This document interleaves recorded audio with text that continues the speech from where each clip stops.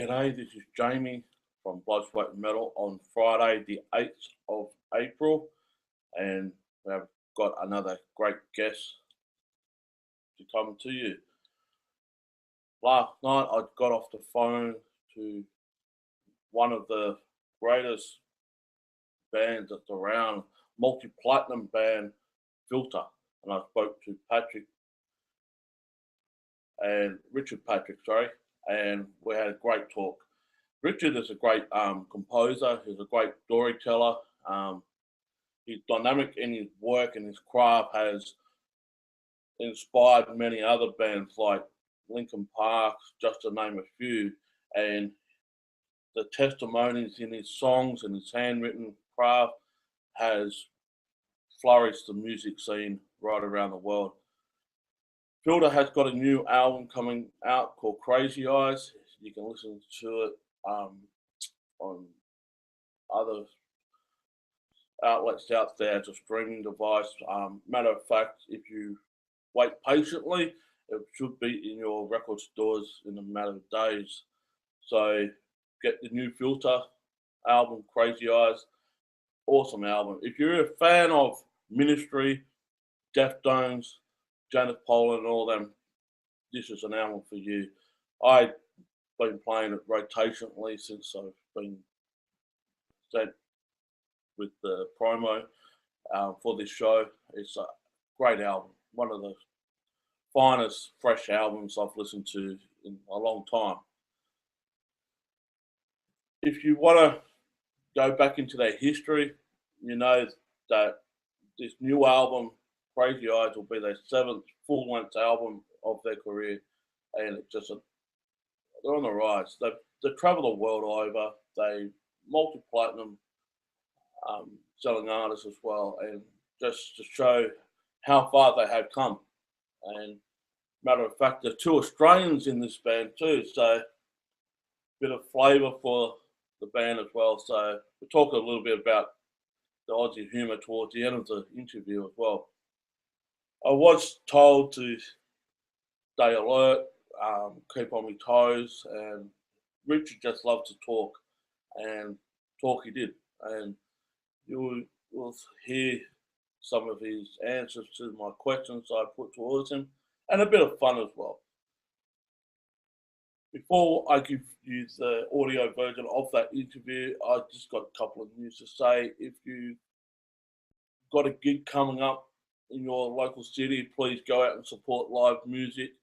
Um, Plenty of bands to see around Australia. And if you're overseas, listen to this. Go to and see one of your local bands as well. There's plenty of bands out there trying to make a buck. Go out and support them. Um, your support is great. Matter of fact, I've been flooded with all these requests. So thank you so much to all the people that send me requests. Unfortunately, I can't go overseas every day. Can't go overseas every week and that. I've got to stay here. But thank for those people that think about me overseas, want me to come over there. Hopefully one day I'll go over there for a holiday or whatnot. But as you know, I've got to keep doing what I'm doing here and support the music here in Australia. So that's my job. I want to ask a question to you fans. What are your thoughts about this new Gunners thing? As you know, Axel just recently broke his foot. Dave Grohl from Foo Fighters gave him his throne that he used when he broke his foot. And we know now, and I've been saying it was only speculation about the reunion. It's only a reunion with Slash, Duff, and Axel. Other members of the band have been there for a while. But the other members like Steve Adler or Matt Sorum, they're not there. Izzy's not there. So would you pay the hard-earned money to see Guns the way that it is now? And it's not a reunion, a full-blown out reunion.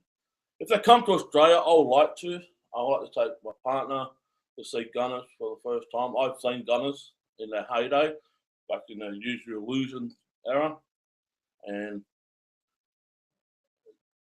it's not going to be the same, but Gunners for me, without Slash, it was no Gunners. So that was just me. But I want to hear your thought on this latest Gunners thing.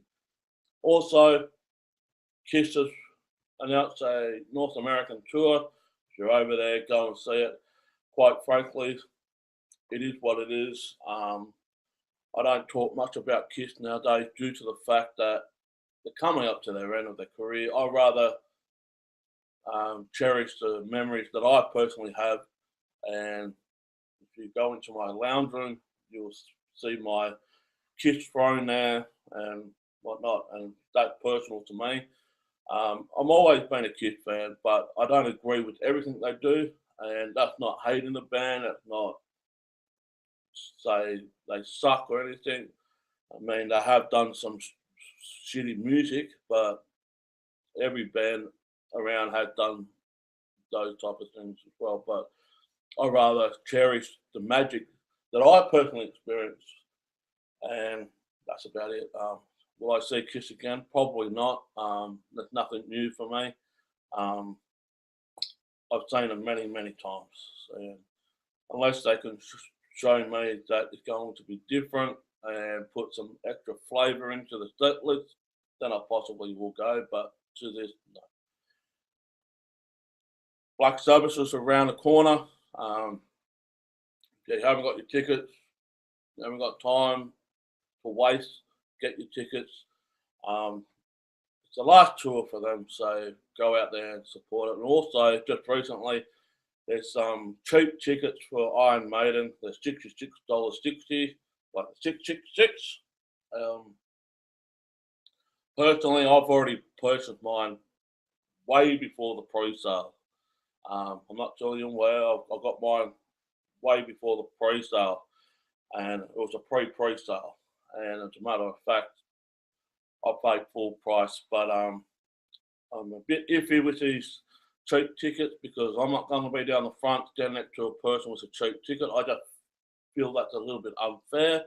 I paid good hard-earned money for my tickets that I've got, and you know, the cheap tickets should be like where I was for Motley Crue farewell, halfway up the back.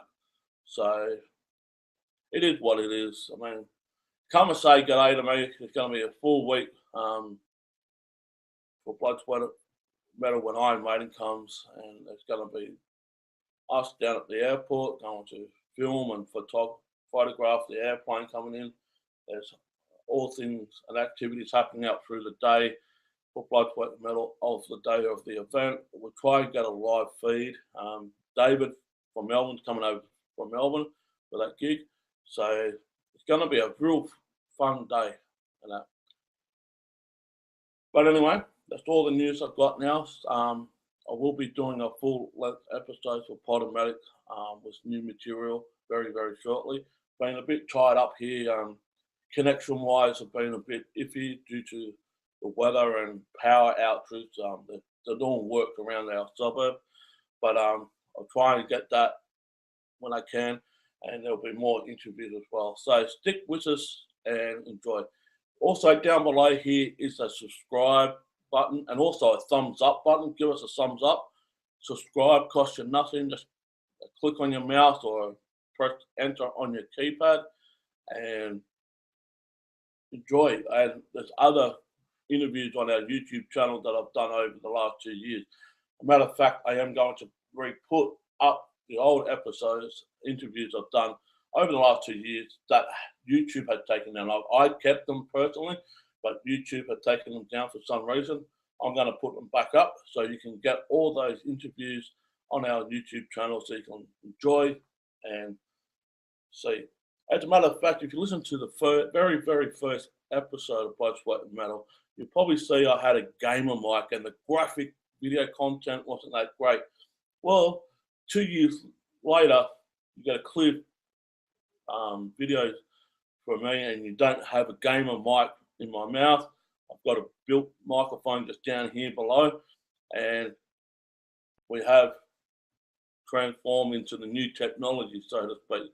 So we went from the Flintstones era to the present day era, if you want to call it, but no.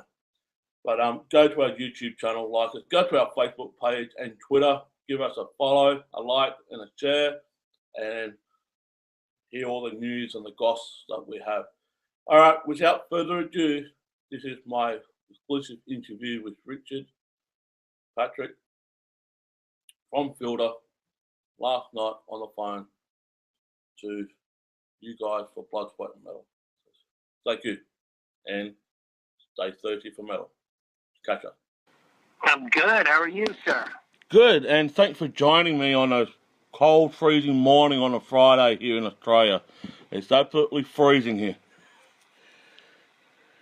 Really? Do you guys get snow?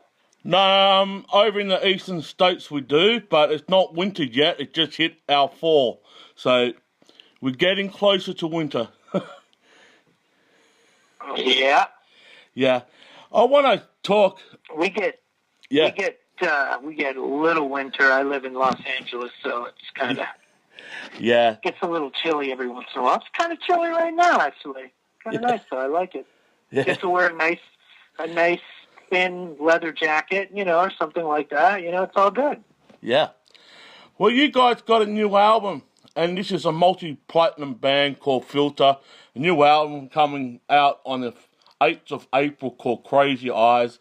I want to say, man, this is so unique because you guys, especially yourself, are so honest, so real, and you're all in it for the love of performing and making music. I want to go a little bit deeper than that.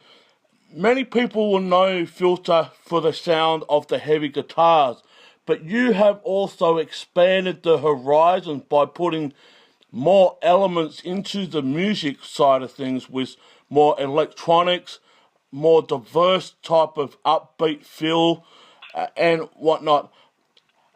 How important is that just to be true to yourself and be honest?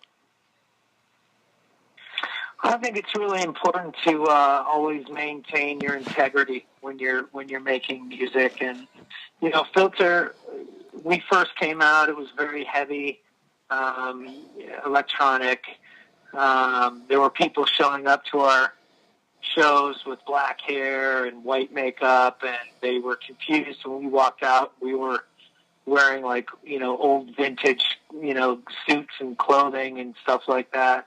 And we've always been less about the lifestyle of a rock and roller and more about just being real and alternative. And I started when I was a kid. I was in Nine Inch Nails, and we were in a band touring the country, and we ended up getting bigger. And there was really I didn't feel like I was artistically doing anything. So probably the most punk rock thing I ever did was just split and do Filter as my gig.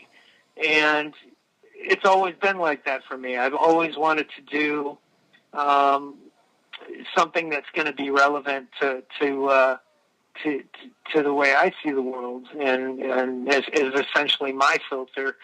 And I love, having said that, I love including all my friends along with me. And so, this record, we've had a lot of guitars in the past, and the guitars suck up a lot of frequencies. And I wanted to get to a place where we could have a blend of guitars, but leave more frequencies available for electronics and stuff. Because believe it or not, there's a lot of electronics on Filter records. The problem is that they get buried by recording 10 guitars all over the place. Mm-hmm. And so I just made a mental note that we're going to have one or two guitar tracks, period, and we're going to leave it at that. Mm. You just mentioned that being relevant as in today's society and that, and a lot of people will claim that old bands, especially the golden era bands like Judas Priest, Iron Maiden, Metallica, so forth, are irrelevant. They're out of their use-by date. They should hang it up. But the thing about those type of bands that I like, they relevant today because without those bands around today, the music industry as a whole, especially now, there's not much of a music industry now, but without those bands being around, someone has to pass the torch on to the newer bands. You guys are influenced by a lot of the old school bands as well, but also you are also trying to pass the torch on to some of these newer bands that want to start up today. Do you think that the relevance of it all? Because bands need to inspire other bands, especially the newer bands. You guys are doing that in your own interpretation. Yeah, well, let me just start off by saying, Rod Halfer is a friend of mine, and there's obviously still a huge market for Iron Maiden and everything like that. People show up in droves to see those guys. They still fill the stadiums in some parts of the world. So rock seems like it's in a really good place. When it comes to the classic stuff, when it comes to kind of the retro stuff, where rock is now is kind of, it seems a bit homogenized, some of it. I'm missing a certain amount of danger from rock, and we fit in the rock category. We play guitars, we have all kinds of stuff. The most important thing for me was to always be original. But I really feel like we need to say, as artists, other than talking about like scary ghosts and stuff like that, like we really need to talk about like real life stuff. And Mother E's about a mass shooter. I mean, you can't get any realer than that. We live in a state of hysteria on many levels. There's a sense of craziness on the planet, whether you're ISIS, whether you're invading Iraq, for oil, which turned out to be a massive mistake. We get riots out here in the United States for people being shot in the back for running away from a cop. There's been riots in Baltimore. And so for me, that's the heaviness, like the real life heaviness, the darkness is in that. It's in why are people being shot? Why are people lunatics? Why is religion such a big part of our government when it to me, it shouldn't exist at all. It should just be a superstition like all the other superstitions, and so that to me is like the heaviness. And I think being authentic to that and being real to that is my job. My job is to be as raw and as emotional as possible. I mean, I even did a song called Take a Picture.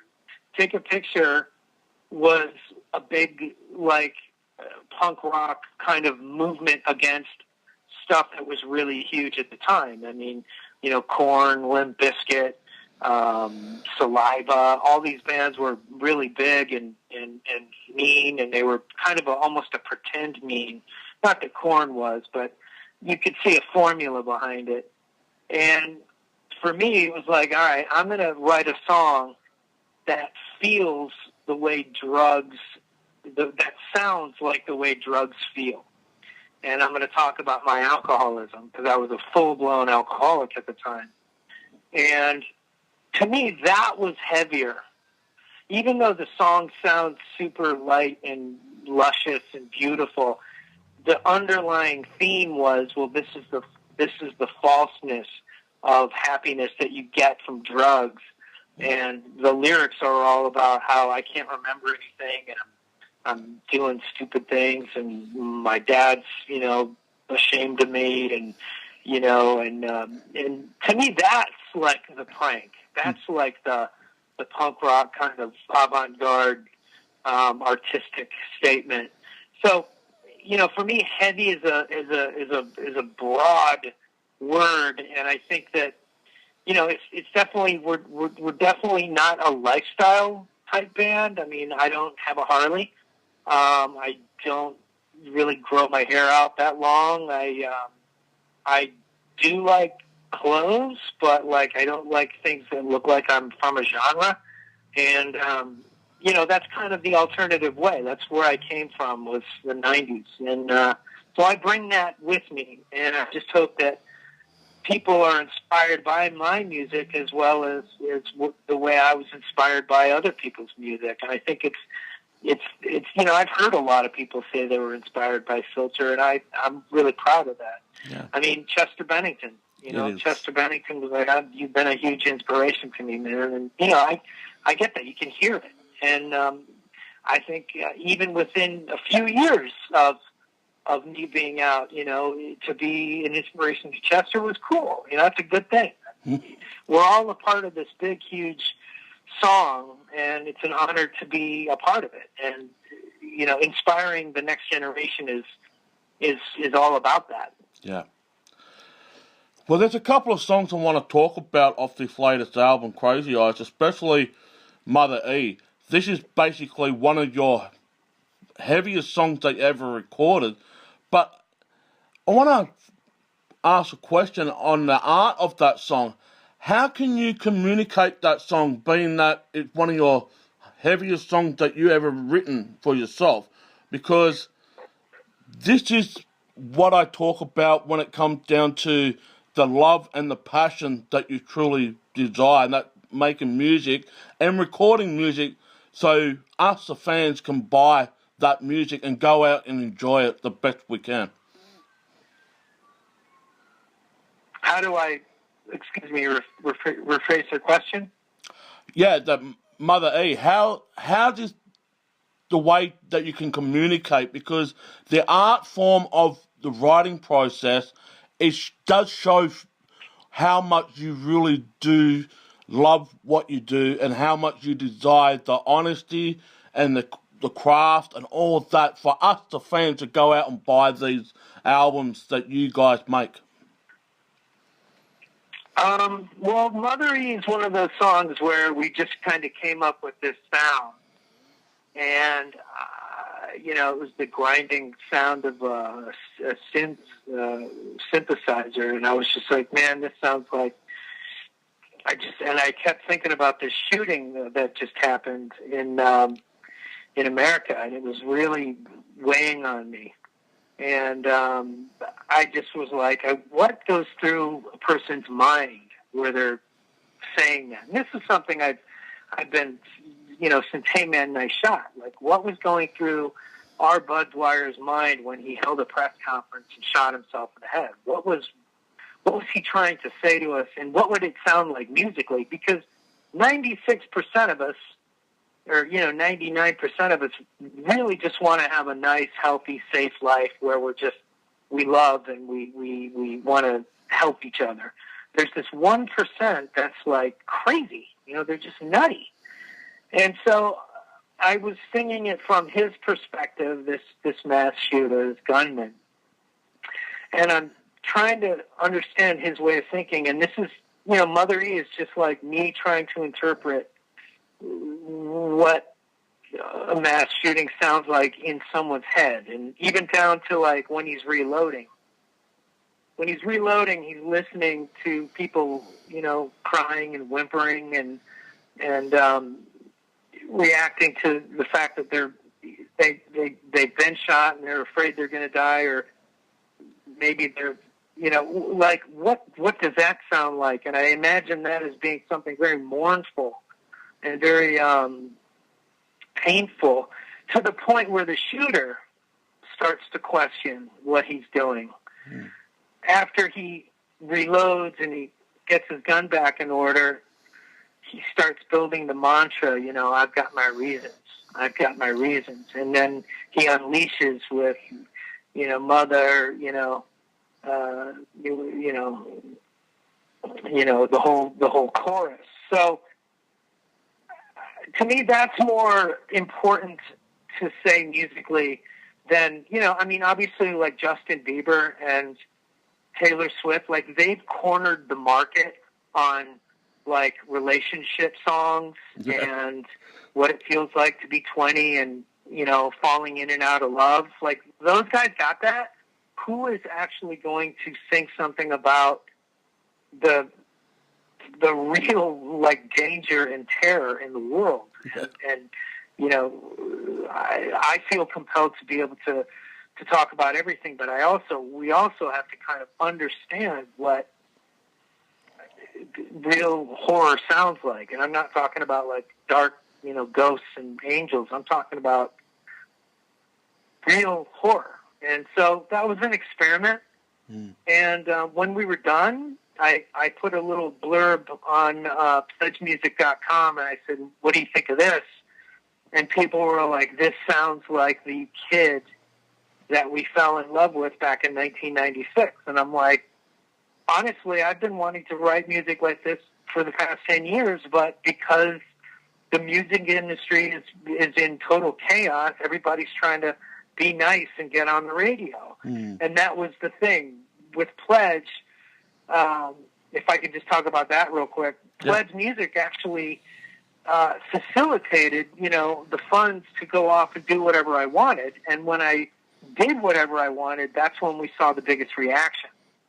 So, you know, and my record company was like, you guys are crazy. Just go for it. And that's why I produced the record.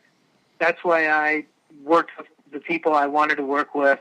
And I was the yes and no factor on everything. Like, you know, if there was a discussion about something, I'd go yes or no. You know, just no or yes. And I would, through my opinion and the power of being the producer and the artist, I kind of got what I wanted, and made the record that we did. And that's why this record is getting so much more acclaim than anything. It's because the fans realized that if you want to make records, you literally have to spend money on it, and you can't just get it off a torrent site. You might want to pre-order the record and get it signed by the artist. And they in fact had a massive, you know, influence on what we did as artists, because you know, they were funding it and putting their money where their mouth was, and that's huge. You know? I mean, wouldn't it be great for us to be 20 again? Because if you look at the modern day and age now, some of these 20-year-olds are just lost. They've got no direction in what their future may be or what they want to do in the next 10 years. I remember when I was asked at 20, what's your 10-year plan? Would you love to be married? Would you love to own a job? Would you love to own your own house, have a family? That was what it was like for me. And we look at the society now at the 20-year-olds, and I'm not downgrading them by all means, but most of them just don't have any direction whatsoever. When we were back in the 20s, life was cool. We lived the highway. We basically done what we wanted to do, and I think what it comes down to is the political correctness is absolutely, I'll say this in polite terms, it's an absolute shithole. The political correctness, you have to be careful what you say, you got to be careful what you wear, you got to be careful who you speak to, stuff that we all live on this planet, we all should love one another, but also, at the same token, we don't want to be trampled on and walked over like a doormat either. I mean, you just pointed out about the music industry back when it was going into chaos. Everyone had to be a friendlier type of band or a lovey-dovey type of band. Metal and rock and roll wasn't supposed to be lovey and dovey. It was supposed to have a bit of attitude. And if you had attitude, that was a bad thing when it comes to record music labels and that. Yeah, I mean, I went through a phase where I played nice because all of a sudden, you know, we weren't, you know, when you go platinum and there's someone has just made, you know, $10 million, they're just like, hey, keep doing what you're doing. When everything is gone and you sell 20,000 records, now people get scared and they start cleaning their act up, and they start kind of, protecting, like, okay, well, we shouldn't piss off your, I've been getting flack because I'm not conservative. I'm really liberal. I think that we should have better health care in this country. I think that everybody should be entitled to it. I don't think we should be at any wars. I don't think we needed the war in Iraq. I think that was a massive mistake. And, there are people saying, like, you're going to lose your fans because you're so outspoken. And I'm like, that's what rock and roll is all about. It's about what John Lennon said. It's about what Joe Strummer said. It's about what Johnny Lydon said. It's about, it's about, saying what you want to say. It's about, but the only thing is that, John Lennon, he had $100 million in the bank in 1979, and he felt comfortable, and so that's the thing. People get scared, and I think that there's a ton of that. I think that there's just so many people that are like, well, I could never say, what I want to say because my fans are all from the red states, and it's just like, holy cow, like, I don't want to live in that world. Yep. I don't want to live in a world where I can't, bitch about Donald Trump. Yep. I mean, the world is in a bit of a mess at the moment. You guys got an election coming up.